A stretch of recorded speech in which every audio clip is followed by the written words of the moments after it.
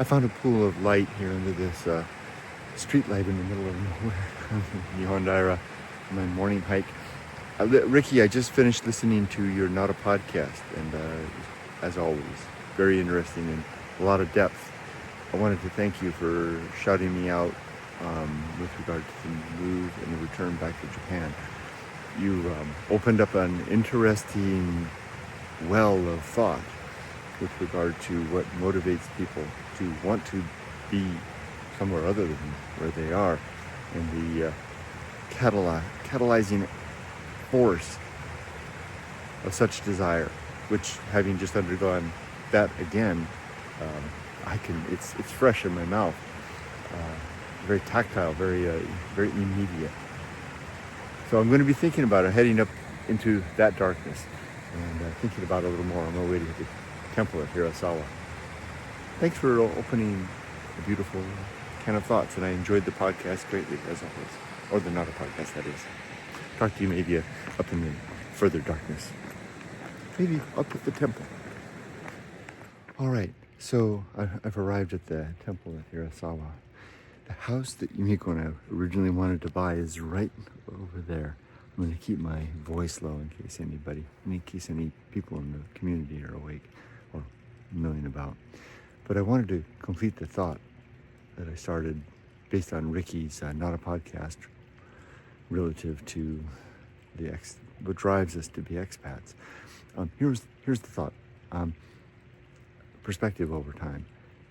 The first iteration, what I like to call softypapa 1.0, when I came to Japan in the 2003 through 2014.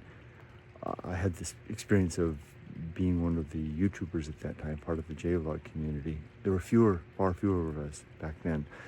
And as a result, we became kind of catalysts, or not catalysts so much as heat sinks for the interest of people abroad about Japan. And I came away from that experience with the idea that everybody everywhere other than Japan wanted to live in Japan. Now, of course, I knew that was hyperbole, and that people wanted to live elsewhere. But I had this basic idea that everybody was driven to be somewhere else. I went back to America with that frame of mind. While I was there for a decade, before I just returned back to Japan, I was disabused of that idea by the experience of so many who were so fully satisfied with their lives in the United States in particular, and I realized that was the case everywhere. Now, of course, I'm not implying that anybody was thinking otherwise.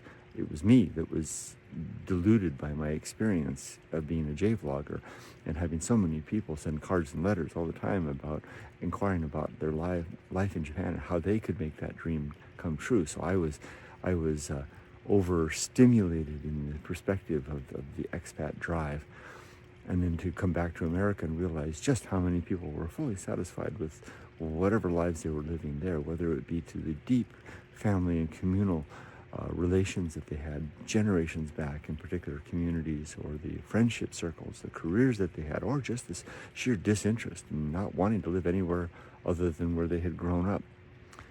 And now to come back, sort of completing the story, come back to Japan and find that, it's rather kind of a rarefied air. Those of us who desire this, and then those of us further still rarefied, those that make it happen. What causes them to go from the desire to the making it happen seems to be a willingness, and I know this is stepping beyond the scope of your comments, Ricky, from the fact of the matter to the motivation or the fulfillment of such a thing. It seems to be a tolerance for pain and the pain and discomfort of change. Those few over the years that have reached out to me asking how this happened and who made it happen themselves all had that same characteristic, a willingness to push into the discomfort despite that fact, to see what's on the other side. I'll close with something slightly different. You had mentioned about running away, and Mikey's comment about the woman who disappeared, and you mentioned about how people just disappear, not just in Japan but elsewhere. brought back to memory a memory from 1979, or maybe it was 1980. I was 15 and a half, 16 years old, hitchhiking across the western United States with a surfboard. I was in, I'm pretty sure it was Idaho. That's where it was. It was Idaho, with my surfboard. Imagine a 15 and a half year old, 16-year-old boy from California hitchhiking across Idaho with a backpack and a surfboard. And I did that deliberately. I carried the surfboard with me to facilitate picking up rides because I had trouble getting picked up in earlier hitchhiking experiences. And I thought if I was a young man with a surfboard, that people would be more inclined to pick me up. It worked. I got rides all the time.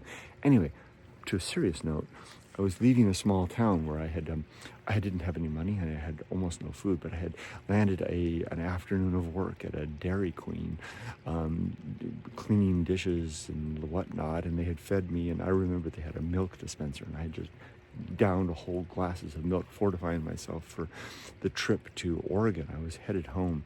Back west across the northern United States, alone with my surfboard and my backpack, my JanSport Sears backpack. And anyway, on the outskirts of town, I had a rule for myself that I never stood and hitchhiked. I always trudged. I always walked. And I had walked maybe a mile out of town into the dark, heading into the night, when it was like a small little car, like a Gremlin or something like that, pulled up and stopped. And the window went down, and a young woman, to me, she seemed young. She was in her early 20s, maybe mid-20s. She invited me into the car. Her back of her car was all filled with stuff, so I had to carry the backpack here. I was able to slide the surfboard over the top. Believe it or not, it actually fit in there. It was a small surfboard, a 510 thruster, three-fin thruster. So it actually fit in there. So I was all kind of crunched in there and had the backpack, and we took off into the night. This relates to your story, Ricky, because she was a runaway. She was a young bride who didn't have any kids, but had found herself with a man. I don't remember the details of just what it was, but it didn't work out, and she was quite unhappy with the circumstance and decided to leave and was running away to the west, in particular Oregon. And what preceded was a full night's drive until dawn. We drove, and I didn't have much to share. I was but a boy. I was just an adolescent, but I had an open heart and willing open ears, and she told me about her, young life, 25 years old, and the things that had happened, and where she wanted to go, and the dream that she had. Now, she wasn't running away to die, as some people do. I mean, there's a mountain behind me, way back there. It's not Aokigahara. It's another mountain where softypapa 1.0, at the entrance to that mountain, I would sometimes see posters of people who had gone into the mountains and had been missing. Now, maybe they didn't go there to die. Maybe they went hiking and were missing. But I have a feeling that in some cases they went there deliberately. Anyway, quite off the topic. This young woman was going west to live, to escape, to restart. And the reason this comes back, and I'm sharing this with you, Ricky, is that you had mentioned that you had that project and you were trying to you couldn't find a young woman that could relate to the character and fit the character. And immediately she jumped to mind, and I thought if I could get in a time machine back to 1979, 1980 and bring her forward and teach her Japanese, she could fill that role because she knows the character and the part. I'll finish with that way. Hands are cold. I'm going to climb the stairs to the Kanon Temple of Love. Slip over here. You guys can take a quick look. Oh, I won't film inside the temple. It's a Buddhist temple. You'll see the stairs there. Going up, big steps. All right, time for me to climb. Wish you all the best. Thanks again for your podcast, Ricky. Always so thought-provoking. I really appreciate it.